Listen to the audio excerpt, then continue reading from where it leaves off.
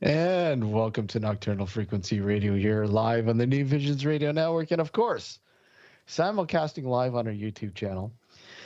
Um, it is that time of the year. It is.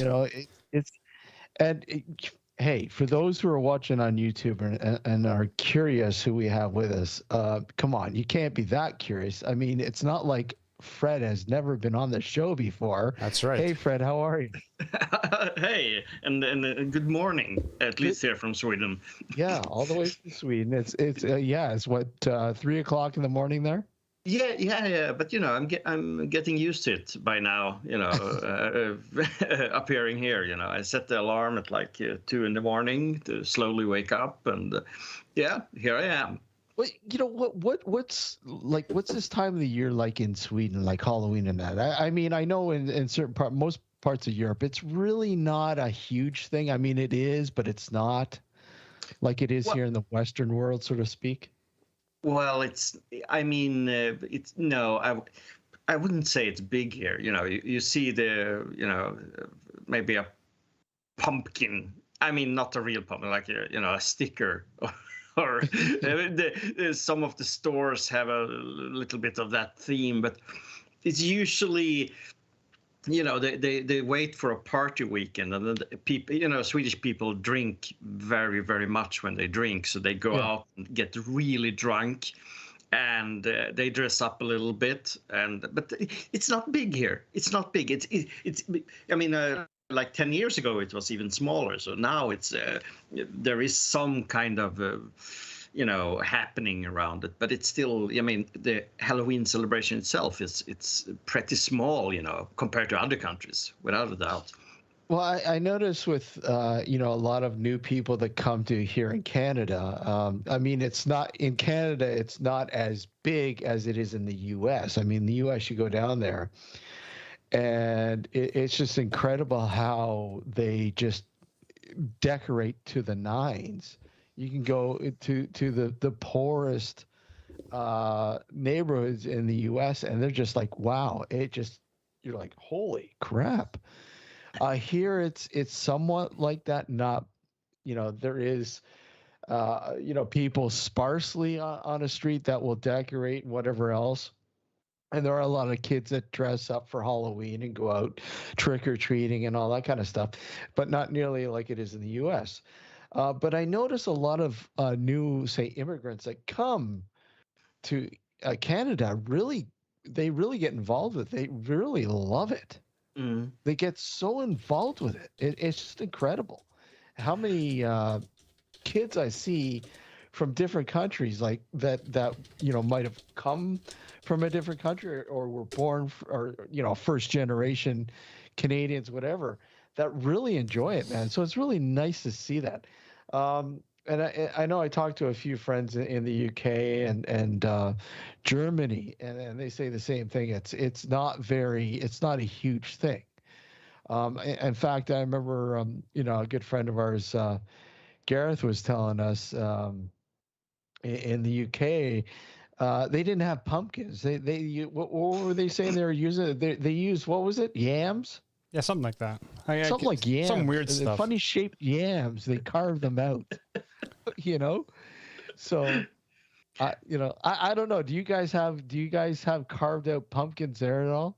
No, I mean, you can have some, in the store windows, maybe just for fun, but it's like I said, it's not a big thing. It's really not a big thing. But they try to make it bigger every year, and I welcome that because I love the idea of the Halloween celebration, especially the classic American Halloween tradition. Because I think horror very much transcends borders and cultures, because not everyone, but a lot of people like horror. Yeah. It's something more international somehow, because we're living in a horrific world anyways. Well, it's very true. We do. But I mean, in Sweden, obviously, you guys are going through the, autumn, fall now. Oh, yeah. Much like us here. I mean, you're pretty much the same elevation. So I mean, I don't know about you. This is my favorite time of the year. I love it when things like harvest and all that kind of stuff. It seems like the right time of the year. He just likes it when things die. Yes. Ah, I'm so happy for you, Steve. I'm so happy for you. I'm in. my But narcissism. yeah, but I'm more of a sun and warmth person. You know, I want Yeah. sunshine. I want brightness. It kind of goes against what I usually talk about because I like my horror and everything, but it's a bit too dark because now I don't know how it is over at your place, but now we will have darkness for 6 months here, Yeah. and that's when you're 44 as I am, you just want to suck in the sun. You want sun all the time. I love the sun. Don't get me wrong. Mm. I love it when here though. I don't know what it's like in Sweden in the summer. Here, it is very humid. Humidity here is just unbearable at times. Yeah. It's really bad. I like again before COVID. We were always going down to Florida, down into the southern part of the U.S., and it was just straight heat. Mm. Beautiful. I loved it. But unfortunately here it gets hot, but it's just humid. Yeah. Like it'll be like say 25 degrees, but humidity will knock it up to 35. Oh. Oh. And so 10 degrees of that is just pure humidity, and it's just at times very, very Sweaty. Alex, Sweaty. you're like pixelating over there. Yeah. Am I? Yeah. Yeah. Oh no, it's the simulation. Yeah. Now it's happening. Alex is a simulation. I'm not really here. I'm just a figment of your imagination. By the way, I just wanted to say hi to a few people in the chat. Sunshine, Simon, Mars, Jeremy Crow is in chat. We haven't seen him in a while. How are you? Yeah. It's been a while. It's been a while since it's been a while. D Roll all the way from I believe Scotland. He's listening in. #1 fan. Cheers to everyone who's joined us, and don't forget to hit the like and subscribe. Yeah, please do so. So you know what? Go ahead, Fred. Yeah, I just want to tell you that Swedish summer is the best summer. I've experienced summer all over the world, but I don't want to sound patriotic or something like this, but the Swedish summer is perfect. It's like it's a wonderful, slightly disturbing heat in the midsummer, but then it's like it's so comfortable, and everything is green and lush, and we're outside all the time here. There's everyone is outside and outside in nature. I love it. I enjoy that. I really enjoy that. Because me, I'm a big hiker. I trail run. I love that. But like I said, when the humidity kicks in, I can't handle it.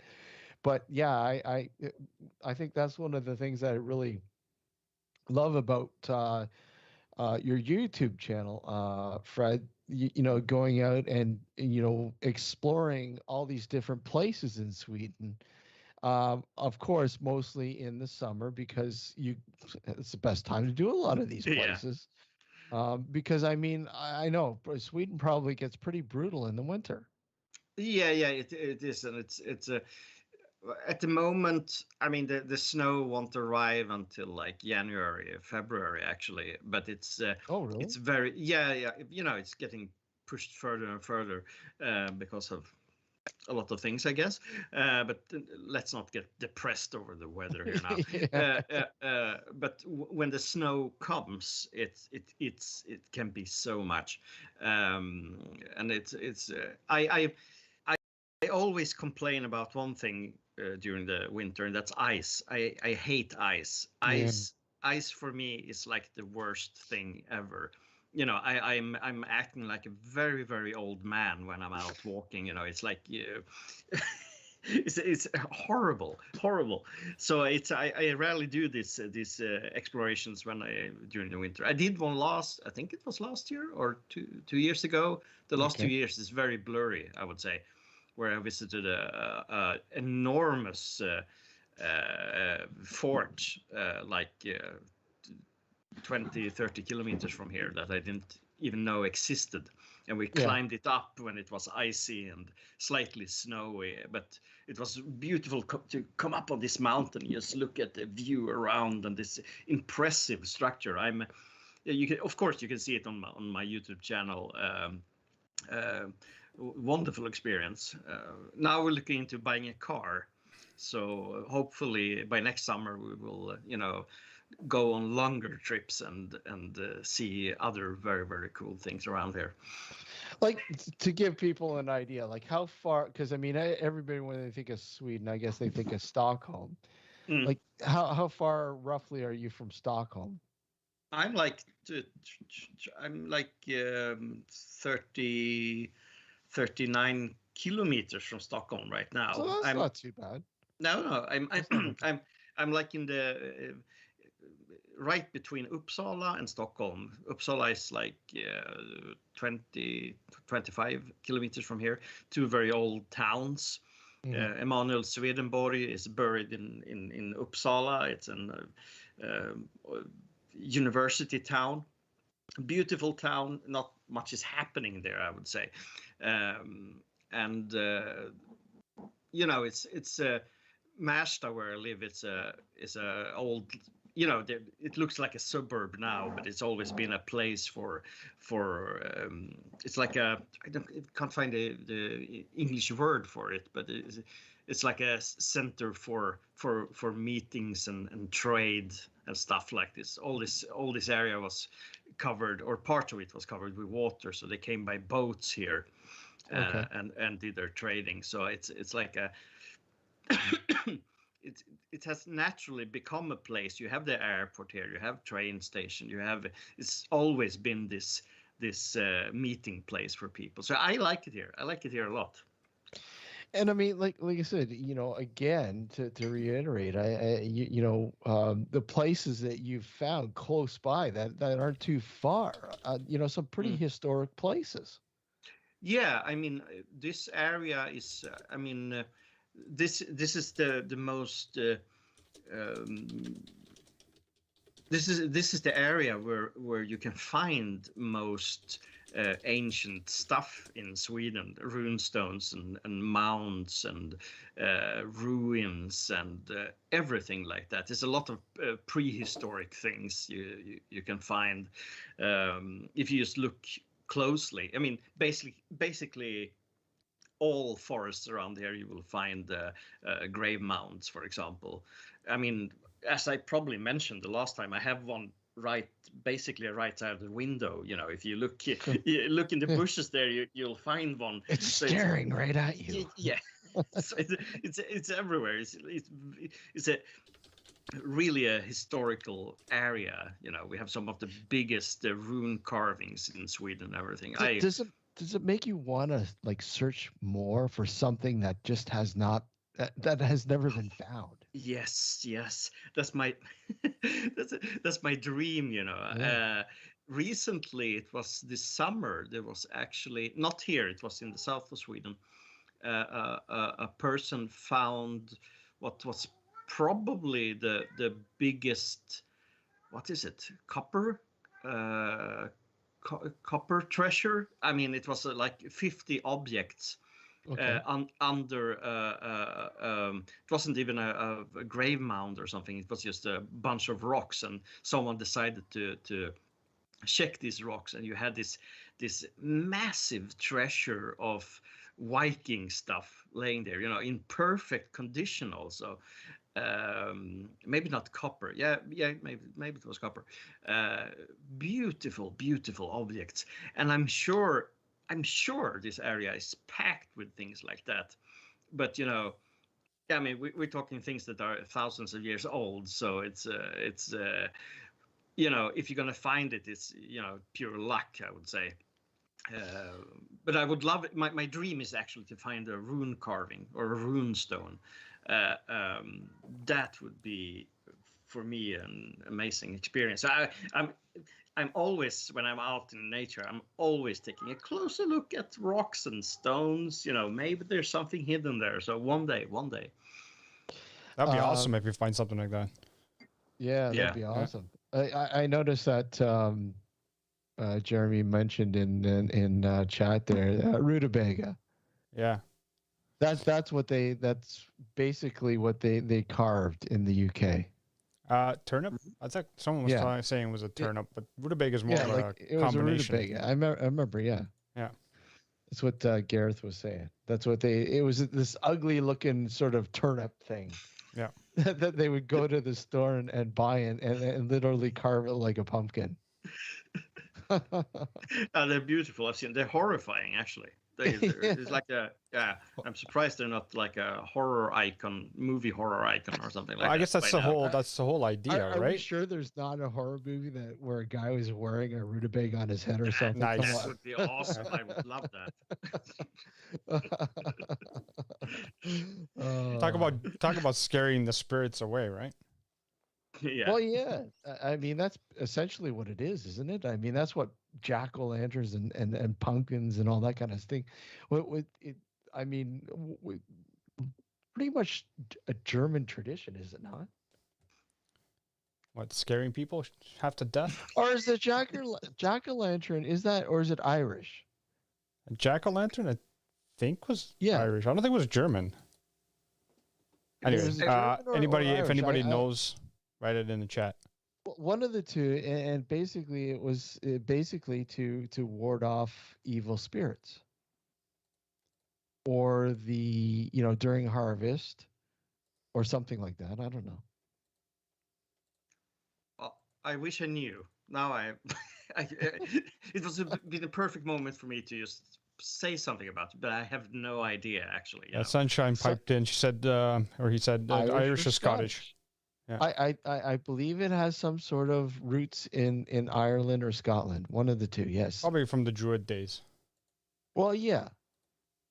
And basically, it was just simply, another sort of avenue where they were trying to scare off or ward off evil spirits at the time, or demonic entities. I don't know. See, we have something similar to ward off demons, and we call it gourd. No, we have you. I'm just the ghost deterrent. Well, demon deterrent is gourd. Oh, okay, it's gourd. What about in Sweden? Is it? Do you guys have like a thing to ward off evil spirits? No, I wouldn't say we have, but we have. I would say two amazing celebrations, which I really, really like. We have the first of May, where we lit big bonfires everywhere, huge bonfires, and people gather, stuff to burn. When I was young, people throw everything on these bonfires. They came with sofas and TVs, but nowadays it's wooden trees and vegetation. But they are amazing, and people standing around these bonfires, and you can feel the connection between people. I love that, and that's of course to mark the beginning of a new year, and farming and such. And then you of course have midsummer, which is I love that. I was so happy when Midsommar came, the Ari Aster horror movie about the midsummer celebration, and I got so many questions from people asking what's true or not in that movie, and I told them, of course, we don't throw elderly people off cliffs and stuff like that. But there is some truth in it, absolutely. There's one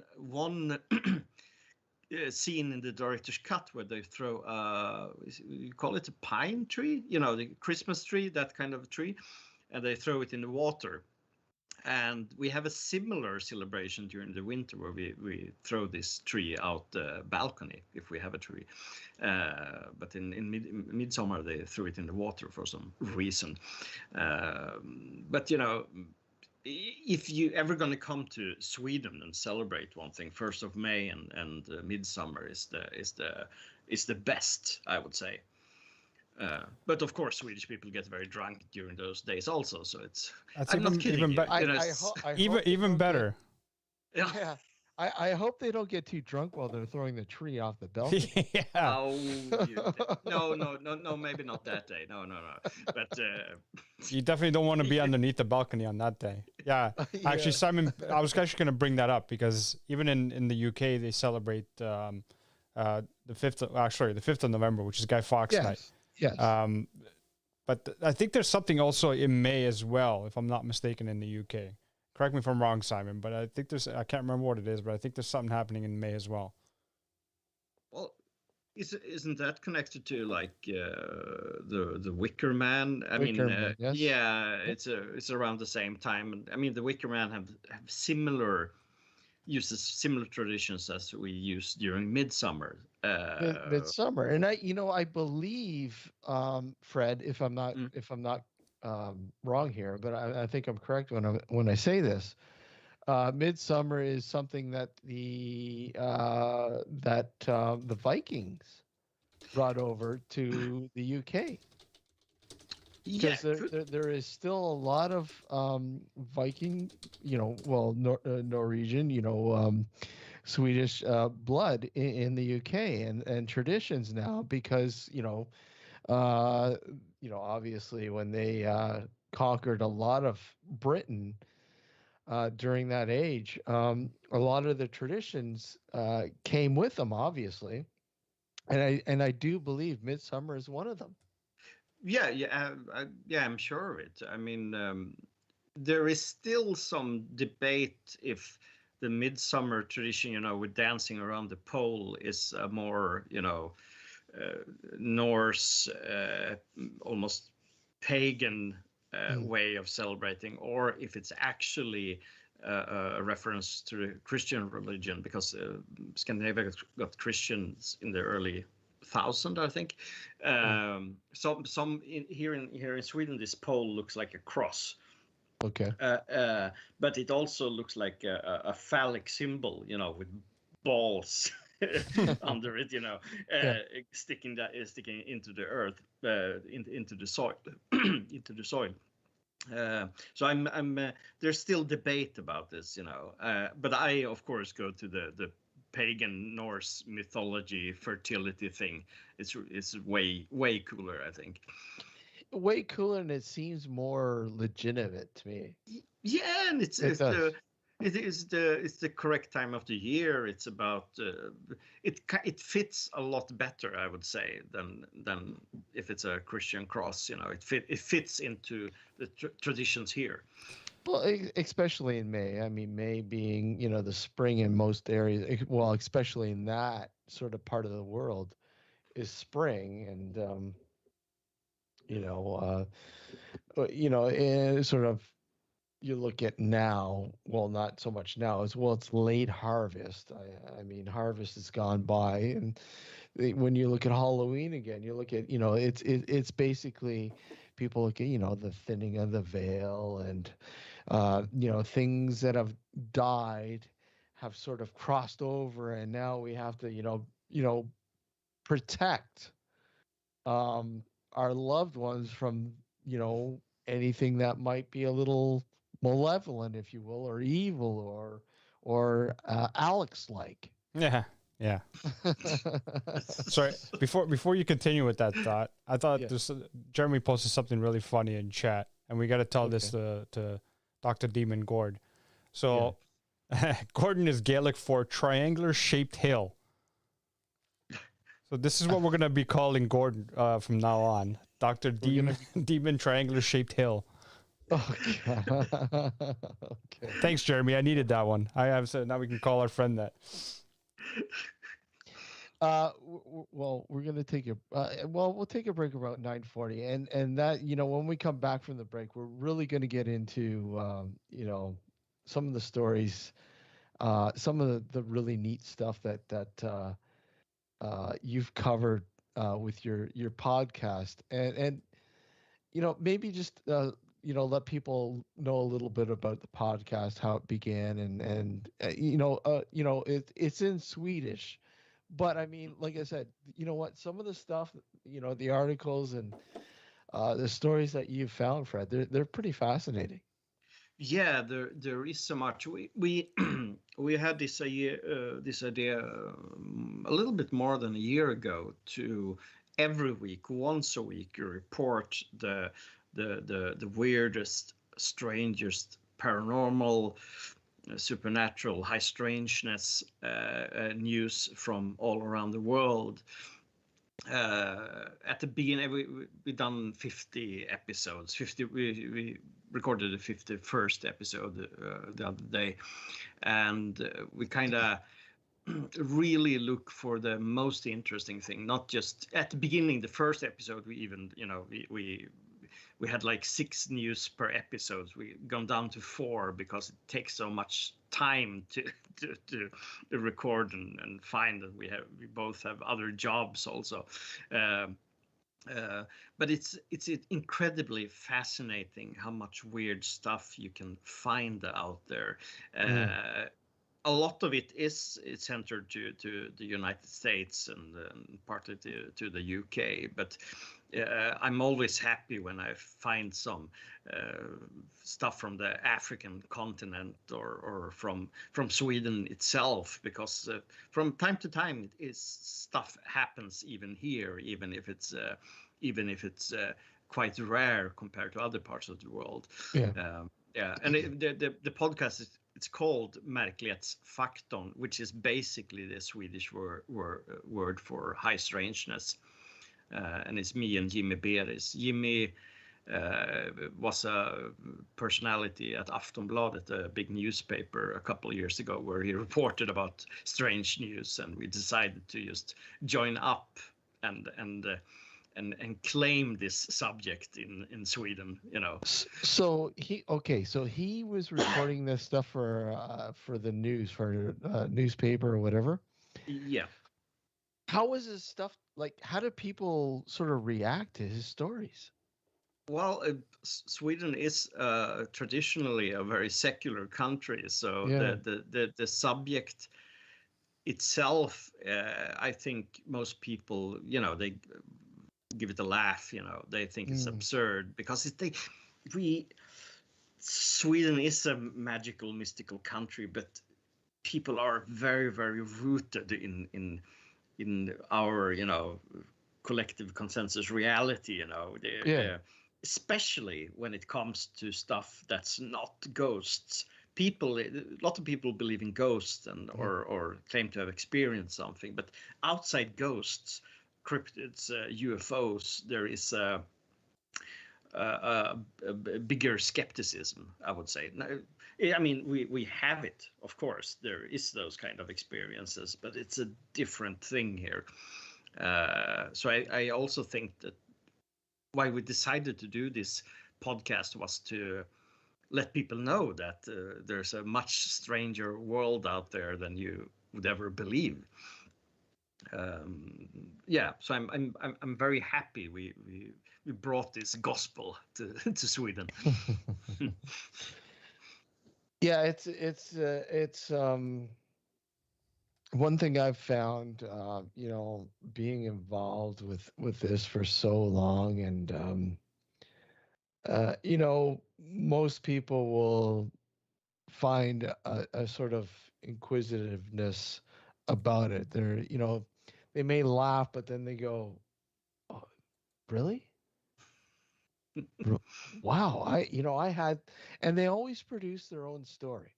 There's always, they wouldn't normally bring it up until oh, well, this guy's weirder than I am, so I can bring it up, you know, and they sort of get your take on it. And most people will think, well, yeah, I'm totally soaking it up. Oh yeah, this is real. And me, I mean, I've been highly skeptical. I'm not. I don't necessarily debunk everything. No, I've had experiences that I can't explain myself.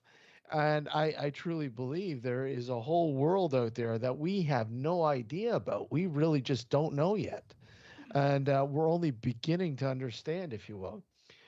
But I mean, when I simply say, well, there's an explanation for that, they're like, Mhm. really? How? you know?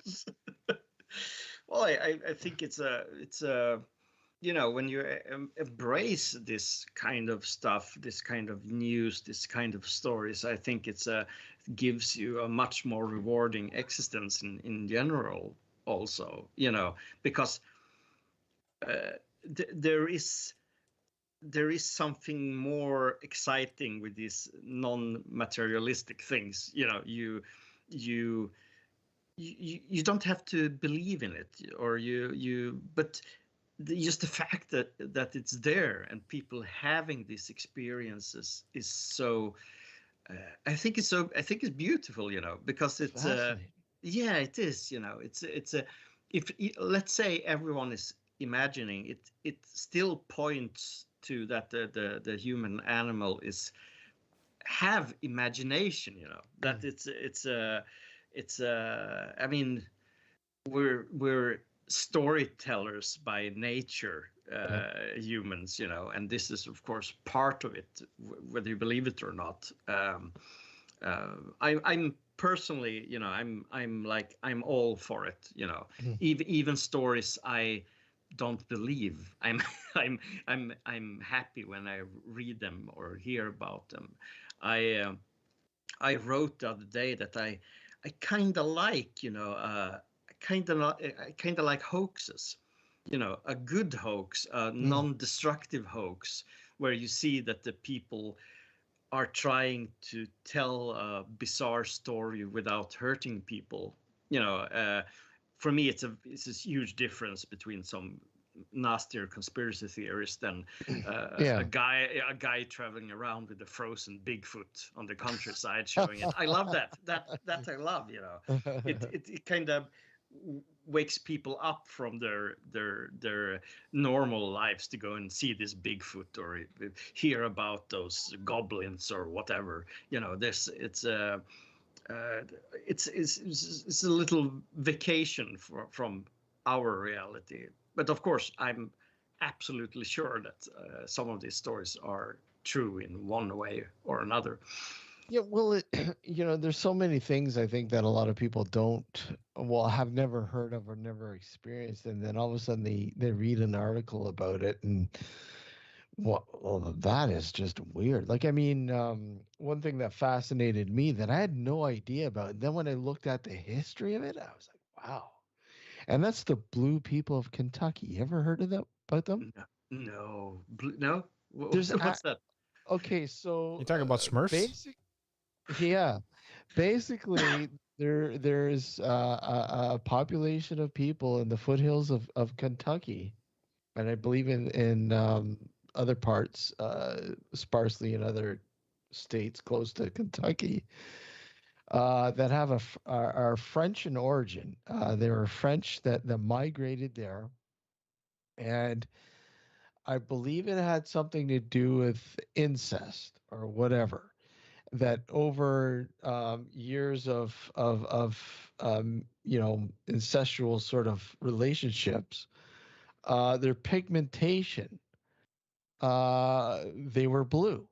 They were literally blue, and became to be known as the Blue People of Kentucky. And it's a true thing. I thought it was no. I'm like, what, really? But when you look at it, do the research and history of this, it's a thing. It's a thing, and most people are just like, no, that's not real, but it is. But it's so weird that, like I said, most people will go, no, that can't be real, you know. But I Mm. mean, if you look into it, it's there.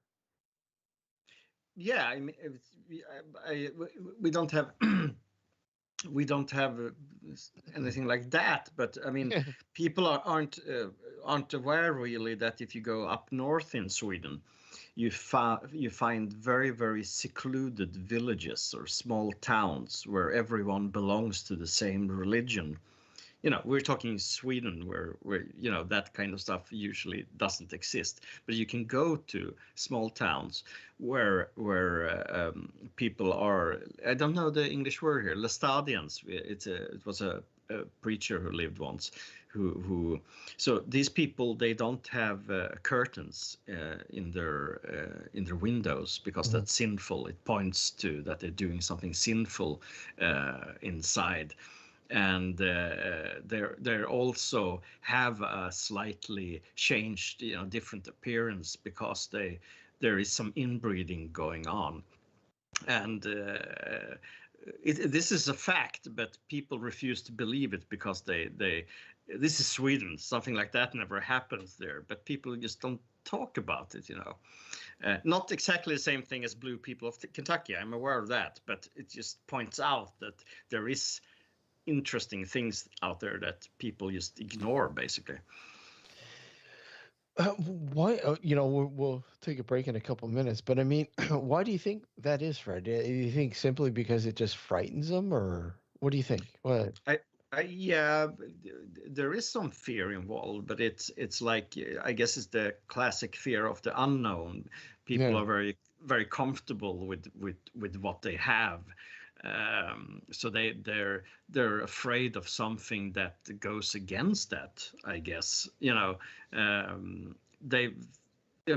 Most of us have been conditioned into responding, believing in certain things, the normality out there. So if something comes and goes against that, we're like, no, it can't be. It can't be.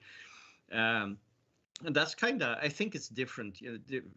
There's difference between cultures and countries here, but I can only speak for Sweden in this case. And many people have a huge problem looking beyond what they've been taught in school or from their parents. You have to go back to like grandparents or grandparents, to hear some really wild stuff about trolls and fairies and stuff like that.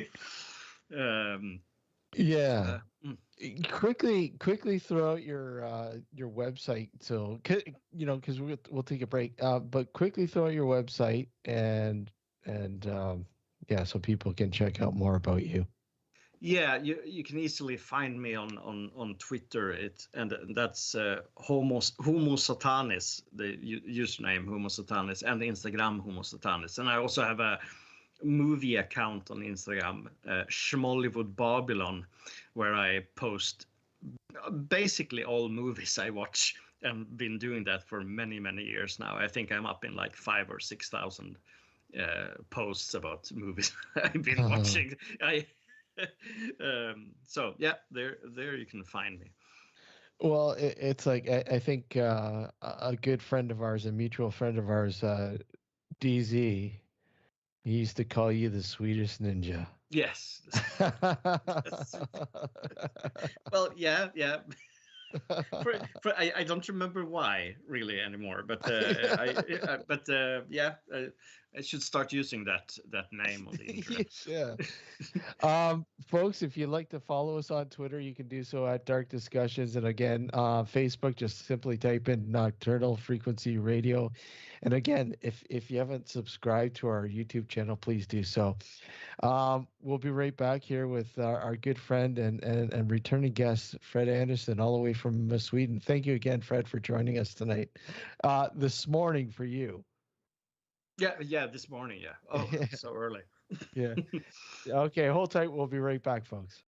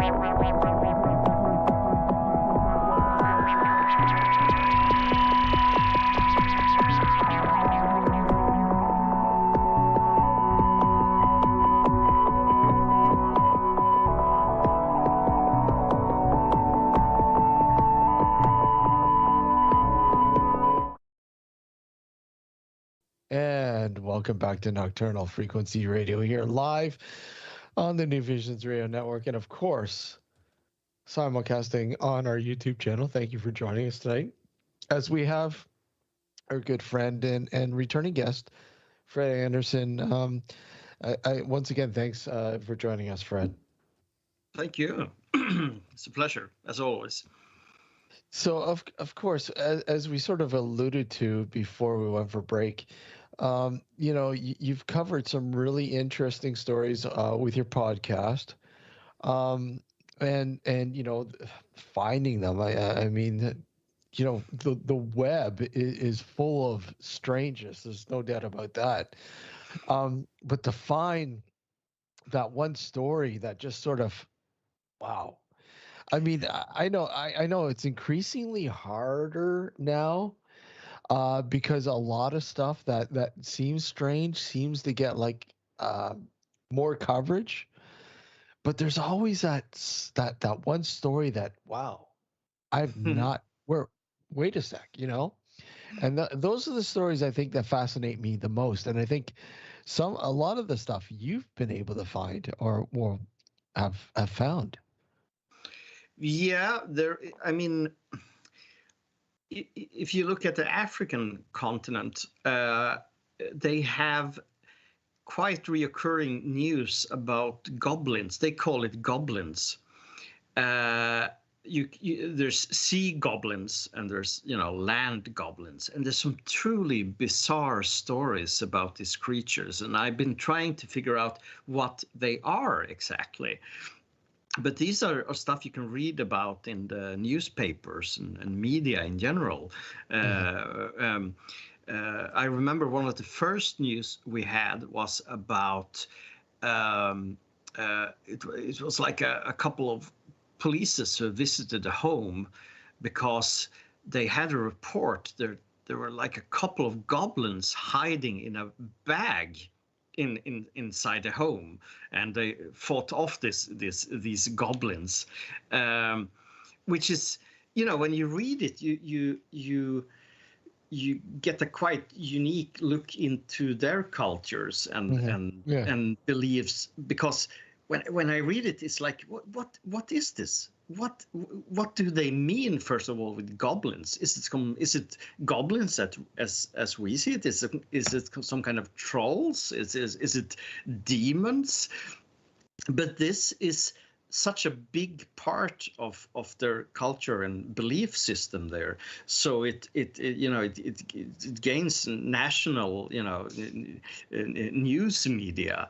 A little while ago we had a report about I would say lake goblins. You can call them mermaids also, I guess, who almost drowned not a whole family, but at least the oldest people in the family. They were about to do they were doing a baptism. You call that, yeah, And these mermaids or sea goblins came and took some of the elders and drowned them in the lake.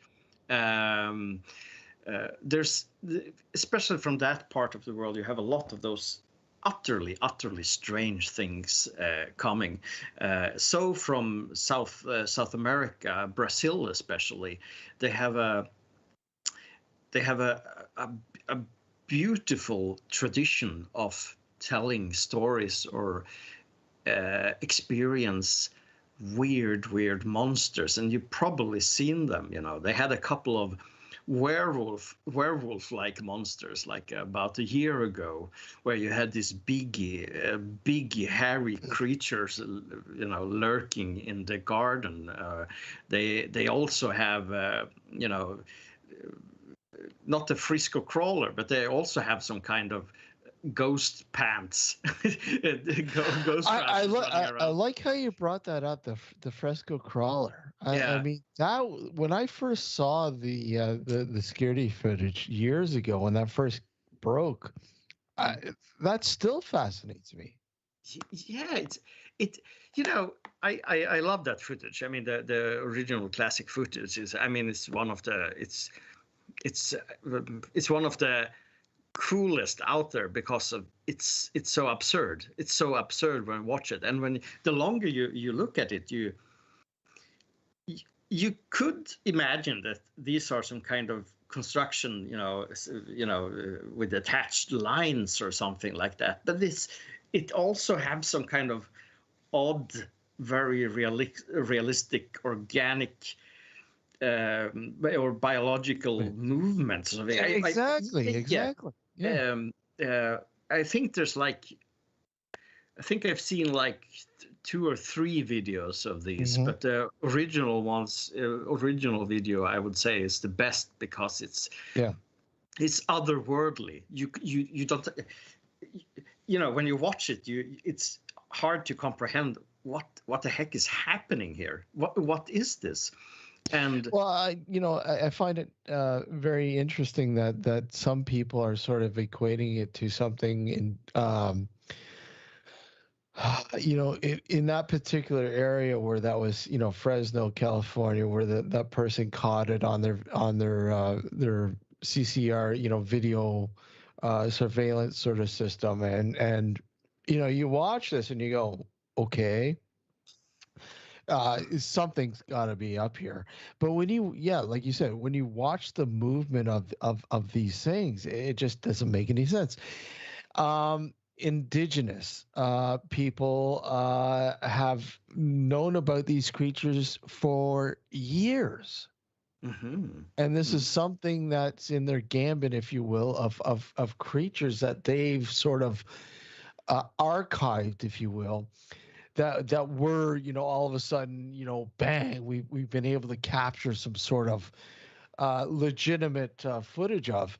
And I know there's been a lot of people that have tried to debunk that Fresno footage, and they simply can't. I mean, and again, a lot of it sort of leads down to the fluidness of the movement of these creatures.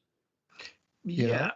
I've seen some debunking video, but it's never the same. It's never it doesn't have that that quality. And I mean, and to be honest, like I said before, if these crawlers are a hoax, this video is a hoax, I still love it because it's like so out there. It's so I think we brought it up before.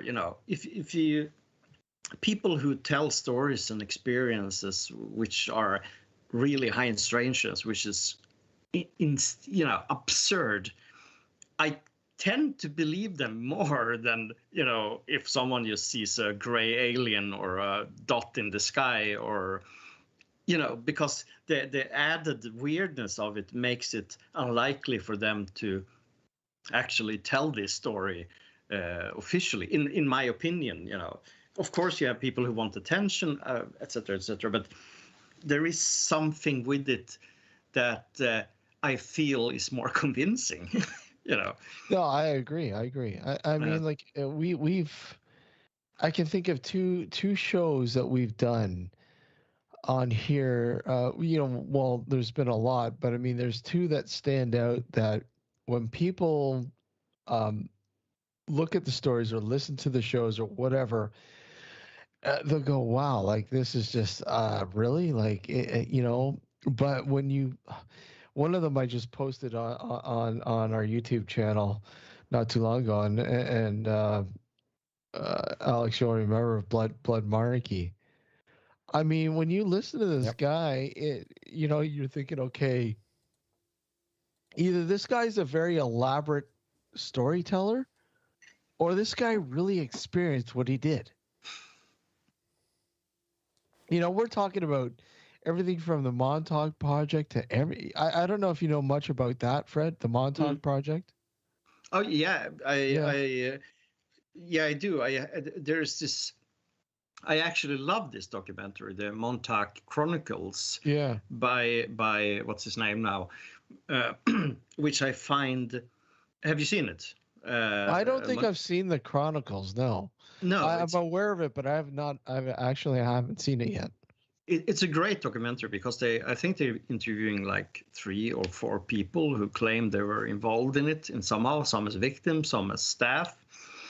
And it kind of keeps it quite neutral. They just let these people tell their stories. They never do any judging really or checking facts. They're just letting them tell stories. It kind of reminds me of documentaries like Room 237 or The Nightmare or it's more about telling the story itself without any preconceived notions if it's true or not. When it comes to the Montag project, I believe there is some truth to it, but I also think that people kind of get attracted to it because of its original mystery somehow, and kind of expand on it. But I mean, there's always fascinating with underground bases and all that kind of stuff. You want to know. well, we had a guy who approached us, and he'd only identify himself as blood ritual monarchy. Mm-hmm. He wouldn't tell his real name. That's who he was. And the guy was forthcoming. I mean, visually, everything else, we saw what this guy looked like. But his story was fascinating. Mm-hmm, mm-hmm. It just totally blew my mind. And again, you can easily sit there and go, okay, whatever, this can't be real. But hey, and we broke this story. I think it was like in 2013. He released a book in 2014 and completely disappeared after that. Yeah. Okay. Really fascinating, Fred. I think you'd be intrigued with it. Like I said, just everything about this. I mean, just to give you sort of like a quick synopsis. I mean, this guy was a former bodybuilder. Who was going through a period in his life where I guess things weren't happening. He sort of stumbled upon some sort of a occult sort of ritual. He dove deeply into it, and things started to happen. And things led him to Montag, and the rest is just like, okay, wow, this is just really far out, but it's. Is this book available still? It is on. You can get it on, I believe, on Amazon still. All right. Okay. It's basic. I can give you a link. I'll shoot you a link if you want. Yeah. Thank you. And I think the other one, Fred, was and everybody smiles and jokes when we say this. And I know Alex will get a big smile out of this one. He's already smiling. He'd simply call himself UFO Ricky. Mm-hmm. Jesus Christ. And this guy had quite the story about being abducted by aliens. And the story was just like so descriptive, to say the least. You want to sit there and go, okay, is this guy for real or is this real? Because I mean, if this is real, it's pretty far out, man. But nonetheless, even if it's not, like you said, if it's not real, it's fascinating. Yeah. That people put so much thought and effort into this that it almost makes it real. Yeah, exactly, and it kind of starts living its own life. Also, I mean, I have each week we also do a weekly mystery, something very, very, very weird from the past, and there's a couple of wonderful stories. One of my favorites is the Volatile Park Gnomes. Maybe we talked about it, which is like was a couple of kids who went into this park in the UK and encountered a bunch of gnomes driving in small cars, and they had big beards and pointy hats, and they were having these bells, and that showed when they started to investigate that story, the kids gave very similar descriptions of these gnomes, and suddenly there was other stories about people encountering gnomes of all, little, exactly what you think a fairy tale gnome will look like, or gnomes who was dressed like cops and stuff like that.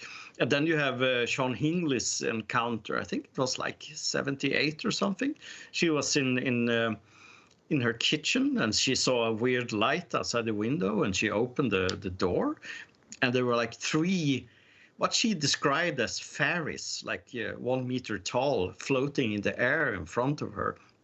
And she was so shocked by this, so she kind of invited them in and tried to give them some tea, I think.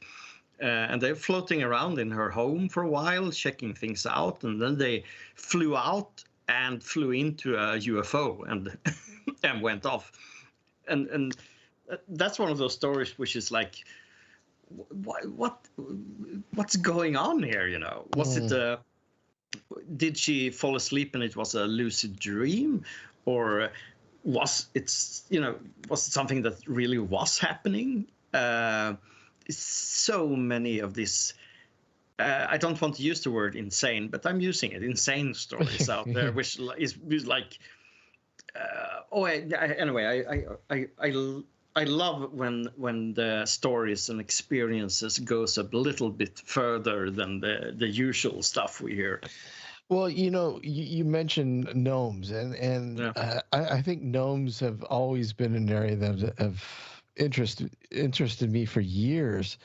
And I remember seeing footage, I believe it was from Argentina, and I think this is probably one of the classic sort of gnome, encounters where there was a couple kids, they were just fooling around at a local, it looked like a convenience store on the corner or whatever. And then the camera pans, and then all of a sudden you see this sort of dark, sort of short figure with the pointy hat approaching them and scaring the shit out of them, and they take off. It's just, but when you see it, you're like, okay, Mm-hmm. this isn't CGI. This is real, man. It looks so damn real. Yeah. That's I love that video. My colleague Jimmy did further research on it, and his findings said it was a hoax, because a very well made hoax, though. I'd say. But it's like it still lives on. Have I ever told you about my family's gnome history? Sorry, I said gnomes before. It must sound very Swedish here, gnomes. No. My great, let's see, my mom's grandma. This was a long time ago, and she gotten a new job. So she went out far on the countryside. She came by train. She got off the train, and she was supposed to be picked up by someone with a horse and carriage, and he didn't show up. So she didn't know where to go. So she took a chance and started walking in one direction. This is the countryside, so it probably wasn't that many ways to walk. It was like she followed the main street, and after a few minutes, a gnome appeared in front of her and started, tiny gnome, and started to wave at her, like, come with me. And this gnome showed her what farm she would be working at, what, she would, it stopped at the entrance to the farm and just pointed that she should go in there. And she walked into the farm, and right then the guy with the horse came, and he had missed her. He was late, and he was like, I'm so sorry. And they happened to fall in love. and thereby created the lineage that has become me. So I'm very happy that a gnome once helped my my great ma what it is to come to this, you know. And she, I met her only as a baby, so I don't really have any memories, but she always encountered these gnomes and fairies and trolls and everything, and I'm very grateful that we had one of those persons in our family who actually experienced this, and maybe she made up this story about the gnome, you know, to make it more romantic or dramatic, or, you know, but I don't know. I rather believe in the supernatural part of this than anything else. The key word, the supernatural. Yes, the supernatural. Yes. Well, let me ask you. I don't know if I've ever asked you this, but has there been a story like a supernatural, paranormal sort of thing, something that has just like fascinated you to the point where it's driven you to do so much research and trying to figure out more about it, but you have never been able to find anything about it? Never. Oh. Yeah, but you always find something. You always find something. That was a tricky question. Yeah. Yeah, it is. I mean, of course, there's stories which I've been deep into, like I told the last time about the UFO invasion in Sweden in 1974, where you can still find witnesses and you can still find stuff like that. No, to be honest, I can't come up with any story like that now when you're asking me. I know there's some weird. There's actually one. Outside Stockholm, there's a forest area, and in that forest area, there's a small lake, quite secluded lake, and there's been stories for years about a monster, like almost like a, you know, visualize a swamp thing, that kind of monster. Okay. Yeah. Who lives in the lake and especially comes up during the winter. You know, it swims under the ice and tries to break through to drag its victims down into the lake. And you can find a little bit about it on the net. You can find, but you can never really locate any witnesses or something. So I'm just wondering, is this someone who once planted a hoax and tried to make it come alive? I don't know, but it's a cool story, and it's nice that it's so close to Stockholm. We also have Pterodactyl Story in the south of Sweden, Hal and Gamen, which you can find. You can find information to a certain point, but then it kind of stops. This pterodactyl lives on an island in a small lake, and many people claims to have seen it, but you can never find these witnesses. I've talked to one of the eldest in this town a couple of months ago.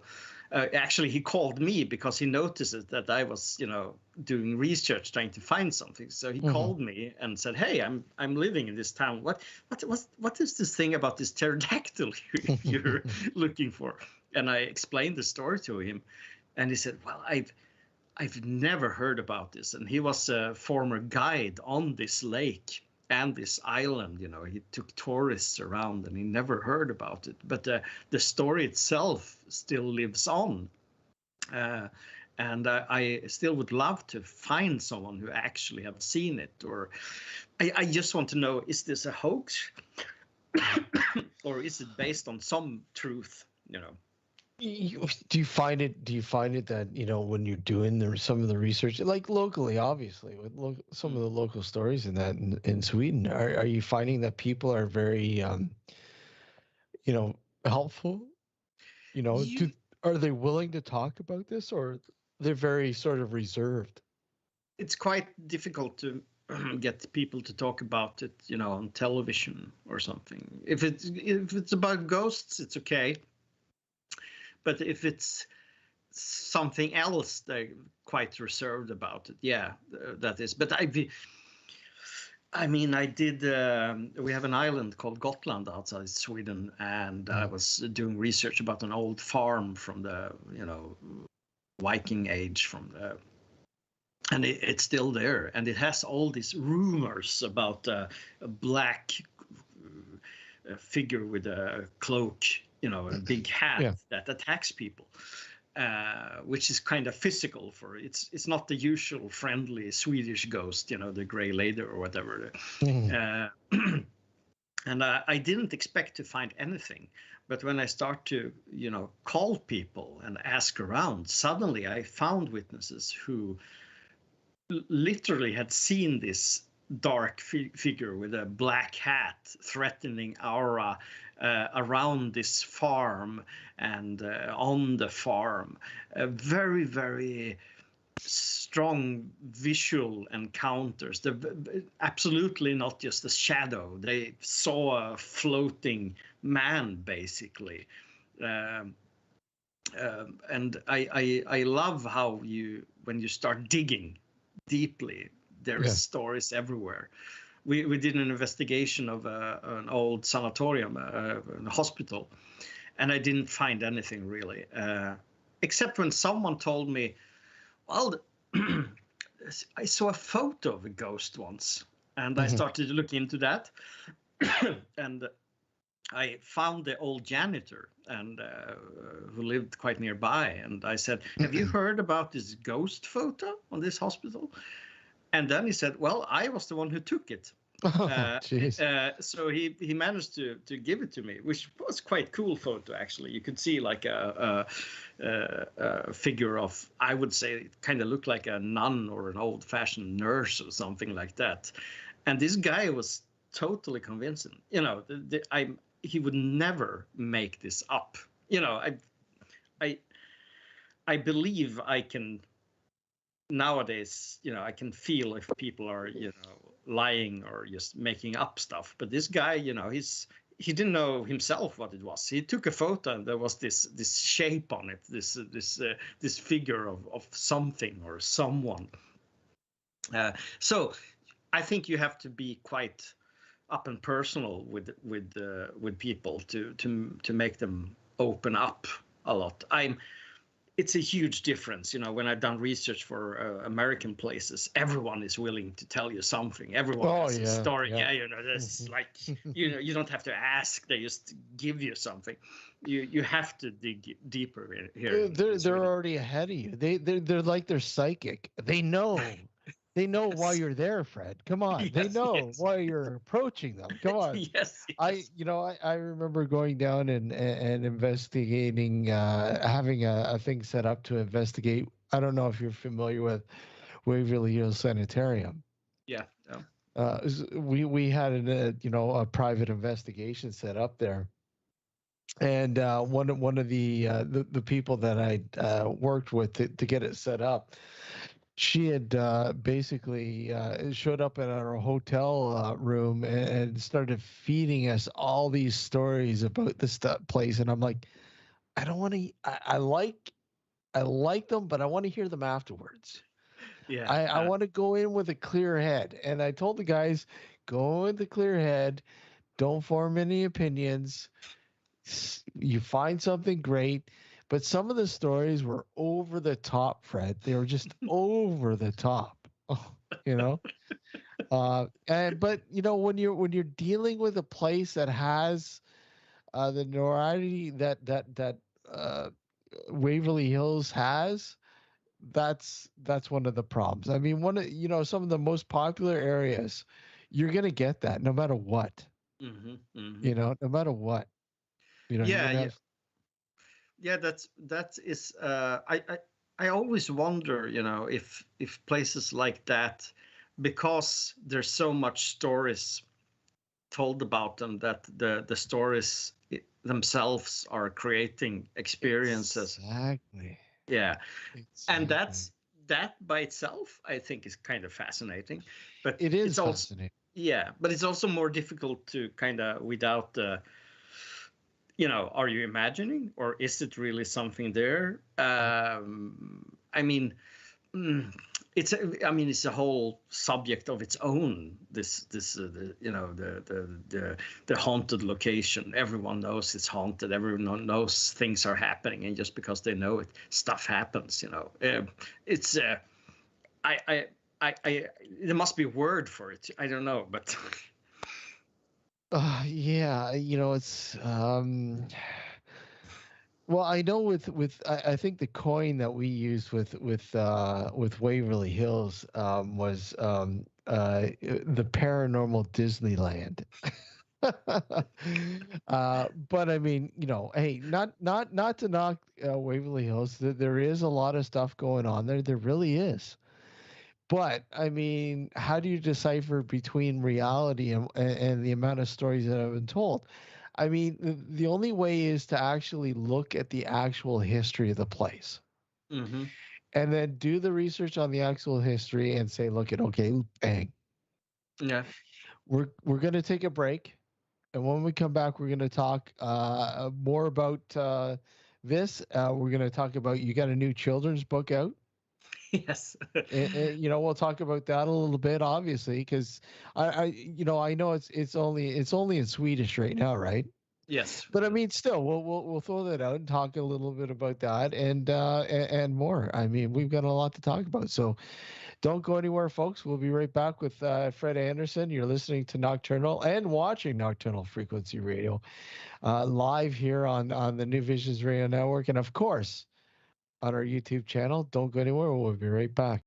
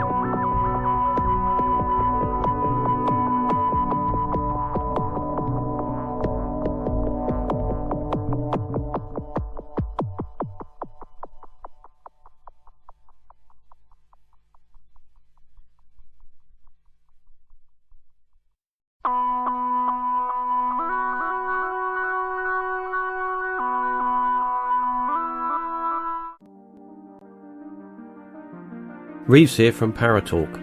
Just a quick message to let you know that Paratalk now has a new home. You can find the show at paratalkpodcast.com. Website launching soon, along with all new Paratalk episodes.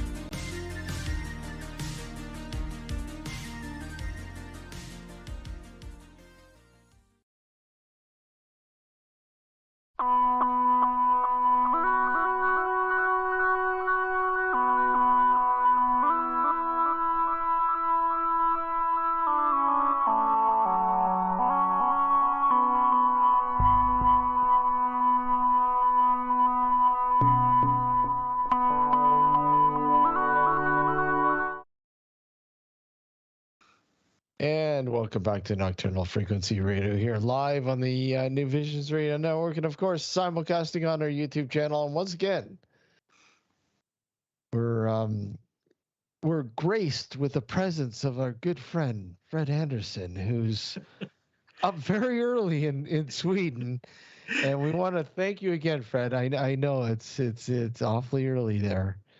But you know what? It's always a treat. We always love having you on the show, man. We really do. Oh, thank you. I'm blushing now. I don't know. No, it's always fun, and it's a good reason for me to be up very, very early. Of course, I can feel like a good boy. I have a long day ahead here now. So. So okay, so going on with you've got the podcast, and we've covered that a little bit. You've got a new, relatively new children's book out on cryptoids, on Yes. monsters. Yes. It it happened. It happened this actually early this summer, and I, for reasons I will tell you about some other time, I picked up a paper and pen and started to draw. Yeah. I draw a lot as a kid, and suddenly I realized that, hey, it's fun to draw. It's like I'm entering the middle age, and suddenly you discover this miracle again, to have colored pencils and paper, and realizing you can just draw all these weird creatures. So I started to draw totally made up cryptids, totally made up, that in my imagination lives around Sweden. So I made my own, you can call it a bestiary, I think it's called. It's like like a medieval book where you have a image of an animal and a description of the animal. Okay. But I made it to look like a children's book, but maybe more for adults, because the humor in these texts are quite absurd and might go over the head of kids. They might think the drawings themselves are fun and weird and crazy, but the texts are more adult in its content. So I draw, maybe I draw like 50 different cryptids, and 34 of them ended up in the book.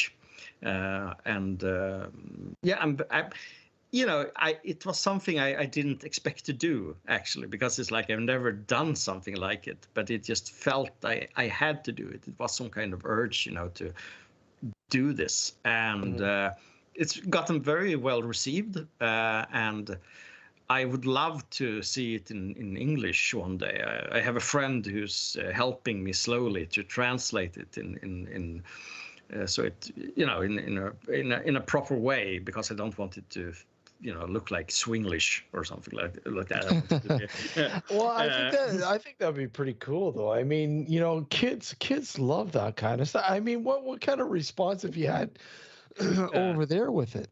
Yeah, I mean, I'm mostly happy that people write to me and say that they laugh their asses off while reading it, because it's so absurd and so it's unexpected. You when you look at the book, it's called Om okända djur, which means about unknown animals, and it's. I guess it's quite hard to grasp when you start reading it first. What is this? Is it serious? Is it for children? Is it for adults? It's. I kind of wanted to make something that kind of threw people off. I like to confuse people a little bit. I like to be a little bit of a trickster in people's lives when it comes to art and writing. People think it's very, very funny. And that was kind of my goal with it. It was my goal. It wasn't even kind of there. It was my goal to write something that people would have fun with. I want them to be able to pick up this book when they're bored and just hit a page and, read about this absurd animals that I claim to live here in Sweden. I also realized afterwards that it was basically a magical grimoire, because it's the texts I wrote have a certain spell vibe over them, and I started the book with a sigil and I ended it with a sigil. So suddenly it's like this almost like a chaos magic grimoire, So I tell people, if they go to the spots that I write about in the book and they read the text there, these creatures will appear in front of them. So, well, that's neat. I love that. And you just explain for those who may not know what a sigil is.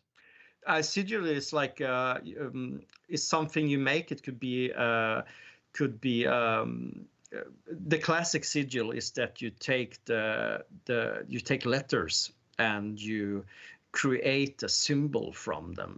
The letter should be, of course, a word, your will, something you want to come true, and you build some kind of abstract symbol from it. And then you can do a ritual around it. You can burn it, or you can meditate over it, or you can combine it with something else. It's I would say it's quite important in at least the chaos magic community. I personally love doing sigils, and I feel also, I don't want to sound crazy here, but I feel that they work also. It's a kind of help, even if you don't look at something, otherworldly or supernatural or something. It kind of helps you set an intention to achieve something, and yeah. I find it helps focus your mind, just like with magic in general. Exactly. And that's, for me, that's good enough. If even if you don't agree with the idea that you send a message to the universe or whatever, if it works for you, it works. I think we need to have because I know a good friend of ours, Justin, who's also practiced this as well. I think I would love to have a dark discussions on that topic alone. You don't really hear a lot about it. No, of course, in the magic community you hear a lot about it, and exactly. But outside, I think it's kind of like, I use tarot cards myself, and but if you look at the general public out there, they have their view of tarot is like with an old wrinkly lady telling you're gonna meet a long tall dark stranger or something like that. But once again, it's so much more, working with the intuition and setting goals, and I find it very helpful, to be honest. Well, I know, Alex, you've sort of looked into it as well a little bit, right? The tarot? Yeah. Well, no, chaotic magic and stuff like that. Yeah, very light, very, very mildly. I haven't really gone too deep into it, but I have, looked into it. I don't know if Jeremy's still on. He's more, knowledgeable with this stuff than I am, for sure. But it's something that I've dabbled with. I have cast spells in the past, and done sigil work as well, but very minimal. And how's it worked out for you? Well, there's a couple of spells, or one spell in particular years ago that worked really well. A good friend of mine's dad was in ICU for some breathing issues. He was a heavy smoker his entire life, and he had been hospitalized because some fluid had leaked into his lungs. And after my friend told me this, I went out, got all the ingredients, so to speak, like the candles and everything he needed for to do the spell, and I did it. And the day after I did it, he was released from ICU and put back into just regular care. So you could argue that it was just coincidence, obviously, but I'd like to think otherwise. But it's one of those things, and you have to be careful too, because even if, again, it boils down to intention.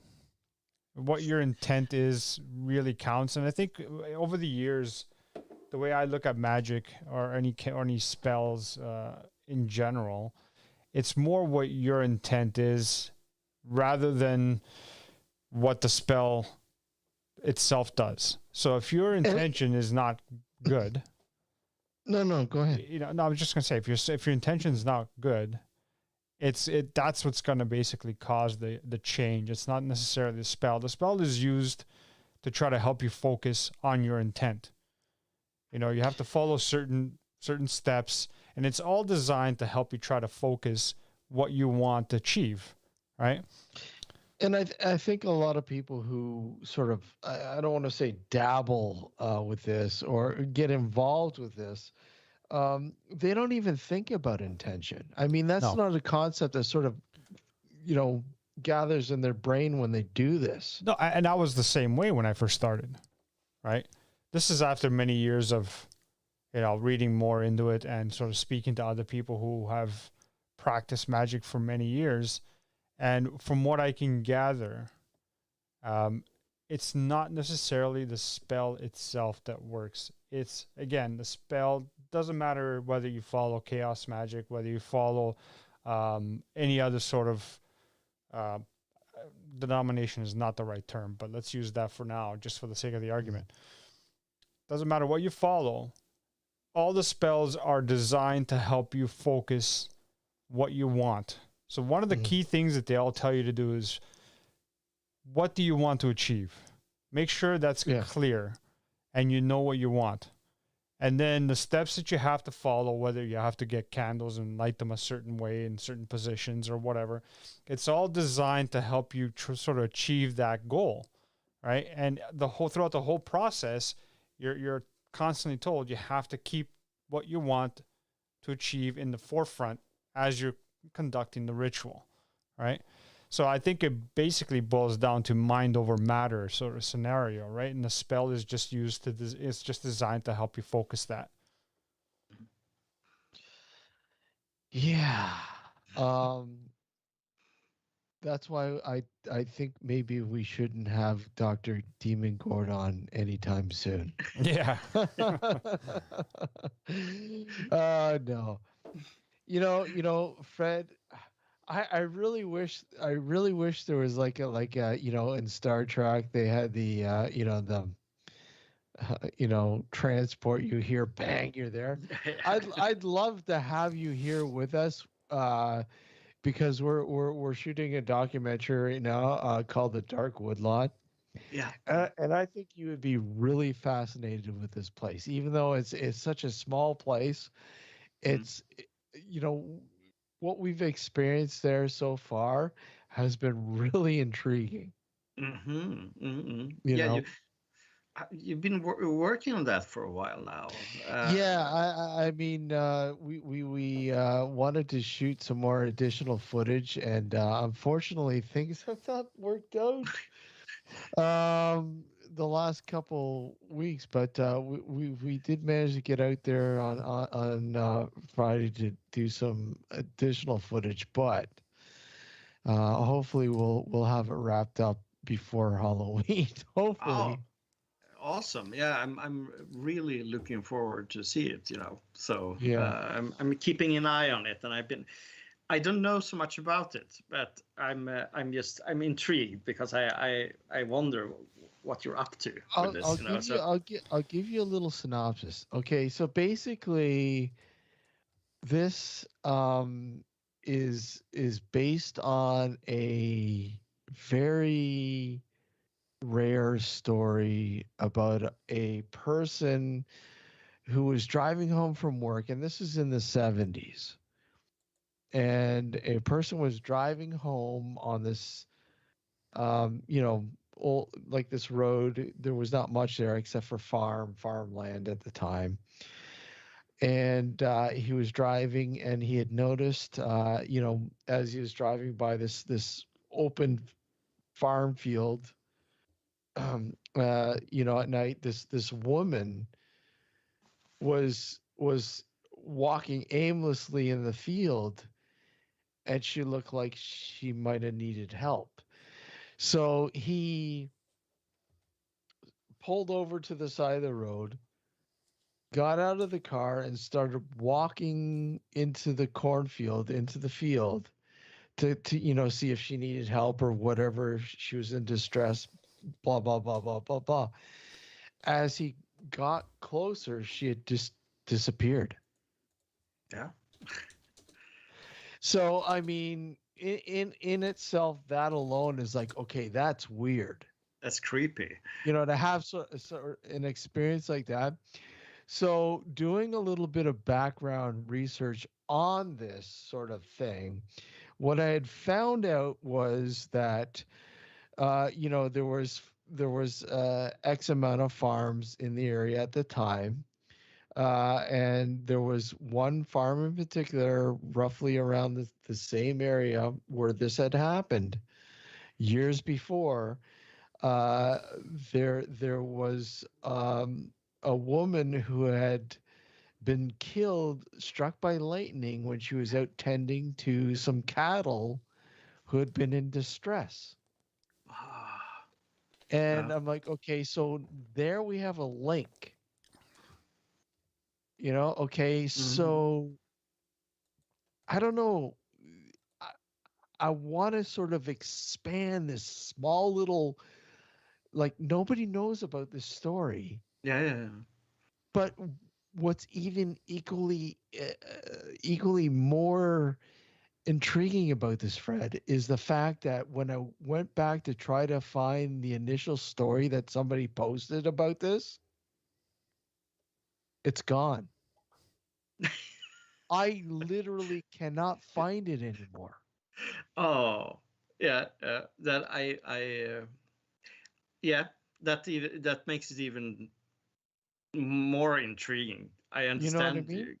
Yeah, absolutely. Yeah, yeah. But okay, so anyways, we've gone forward, we've built an arc for this documentary, and now the process of sort of investigating the possibilities of, you know, some paranormal activity, sort of trying to explain, you know, the possibility of a woman, the ghost of a woman who had been struck by lightning, blah blah blah blah blah blah.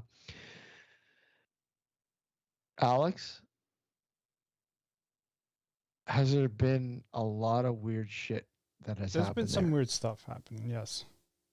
Some really unusual stuff that we've captured and experienced has really brought this, like, this was only supposed to be like an episode, now has been brought into a documentary because of the amount of experiences that have happened there. Hmm. And it's a very interesting Well, place. Very interesting. You know, and without giving too much away, obviously, it's just weird. I can only say weird. I can't explain the stuff that's been experienced and captured there so far. mhm. How do you plan to release it? Well, initially, what we were thinking about was just to do. I was hoping to have it finished by October, you know, this week, and we were going to do a premiere on YouTube.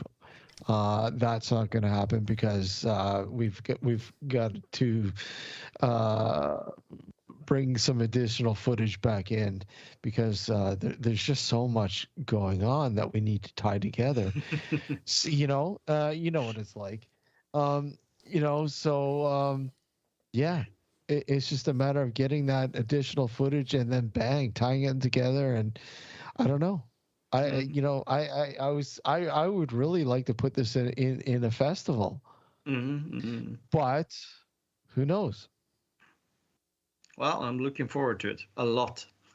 Yeah, I'm looking forward to finishing it off. It's an intriguing, like I said, it's a place that I really, in the beginning, wasn't thinking, okay, there probably won't be too much, Mm. but has provided so much more so, and it sort of has heightened the questioning even more. And I think that's the interesting part about it. Uh, into the rabbit hole. Exactly, into the rabbit hole. It's a big rabbit hole. It's into the rabbit hole. But okay, so again, you're pretty busy. You're working on the TV show still. Yeah, yeah. We're we shot the first episode, and we have 5 to go. And with all the issues that still is, about with traveling in Europe and everything. But we're doing 6 episodes around Europe. Been in Romania. We will go to France, or the team will go to France. To Poland, I hope. I secured a very, very interesting location there. Not the usual castle or fortress or something like that, but something that I don't think has been really explored before. I don't want to tell anything about it yet, because we haven't signed. We made an agreement on telephone, and let people know a little bit about the show. Spökjakt, which literally means ghost hunt, is the biggest paranormal show in Sweden and Scandinavia ever. We're on the 4th season now, and I'm the story producer and researcher. I find all the places, the witnesses. I prepare the scripts, as you call it. It's not scripted like that, but the structure of it. And 2 years in a row, we won the People's Award at Kristallen, which is basically our Emmys. The first time, everyone got so upset that we won that they changed the rules. So we went and won anyway the year after that, because it's hosted by Joakim Lundell and Jonna Lundell, which are once upon a time you would call them like influencers, but now they're really power figures in media in Sweden as hosts and characters. And Joakim has gone from basically living on the street to become a hugely successful businessman and producer, and he also happens to love ghosts and the paranormal. So he started doing his own paranormal show on YouTube some years ago, and that it became such a big success, millions of views. So we brought it over to for a streaming service on Discovery Plus, the Discovery Network's streaming service here. Mm-hmm. And it's actually they never had so many views on any show ever. We're talking obscene amount of views and viewers. Every time we do an investigation of a house or location, the location are, there's so many other people who wants to come to the places we've been investigating. Sometimes, we have investigated, for example, a private home, a mansion, and they had, I'm sorry to say, problems with people trying to go into their property and do their own investigation and stuff like that. So that's absolutely stupid. Don't do that. If you don't have permission to go somewhere, don't go there. I'm very, very proud of Spökjakt, and I'm so happy and proud to have been working on it since the beginning, and been able to shape it myself, and we're a very, very small team behind the camera. It's just me and the producer and the project manager, and then you have the team that goes out and do everything. So we keep it small, which is also it's nice because you have much more control of it. So yeah, it's a great show, and I kind of wish it was able to be seen outside Scandinavia, because it's a great show. I always brag that I think it's superior to the American and English shows of the same kind, because this one, for example, we can do, if we want, we can do a 2-hour-long episode without commercial breaks, for example. We can spend time on these cases. Oh, okay. So we're not talking like 45 minutes or 30 minutes of quickly edited jump scares. This is this can take its time, and I like that. So it's like going into a full-length documentary every time. So nobody's grabbed them and hacked them and put English subtitles or dubbed voices on them or anything like that. I haven't found, but if No? anyone, if anyone find it, please share it, because I would love to share it. I'd love to watch it. It's intriguing. I'd love to watch that show. I really would. I mean, yeah. They also look gorgeous. I'm so happy with the visuals. It's like watching a feature-length movie sometime. I'm so proud. Okay, I will stop bragging now. No, don't stop bragging. I mean, hey. Okay. We're also doing probably the best horror game show. Oh, really? We just shot the 3rd season a while ago, and it's called Hide and Seek. It's basically the same team. It's like we combine the paranormal show with hide and seek, the game hide and seek, the kids do.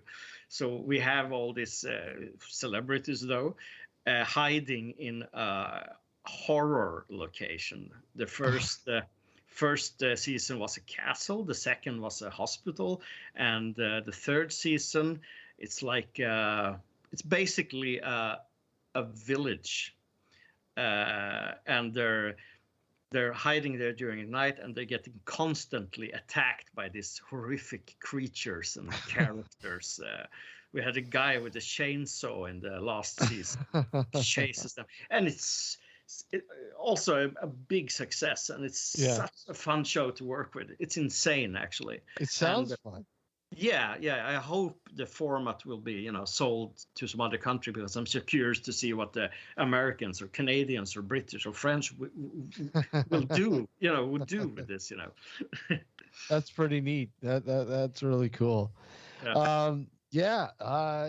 Throw whatever else out there that you want people to witness, to see, to get in touch with you or experience or whatever else, I mean, your YouTube channel, whatnot. Yeah, I mean, I'm very active on Twitter, and I mean, if you go to my Twitter, you will see a confusing mess of weirdness, high strangeness, private anxiety, which I have a lot, and some humor, and it's Homo Satanis, and also on Instagram, and Schmollywood Babylon, my movie account, which I'm very proud of. I haven't updated my YouTube account for a while, but I'm super happy with the outdoors videos, the rural exploration videos I've done. I love them. Thank you. I'm so proud of that. So that's, I would say, is the best way to connect with me. And if you're in Sweden, listen to Märklighetsfaktorn, our podcast, of course. So yeah, that's me. I don't understand Swedish, but check it out, because like I said, some of the stories that you covered on there have been really cool. Yeah. So and Fred, we would obviously love to have you back again in the future. As always, really appreciate you coming on, and being so early there in Sweden, we really appreciate it, and we love to have you on the show. So thank you. Thank you, Steve, and thank you, Alex. Thank you. Take care, my friend. Yeah, bye. Be well.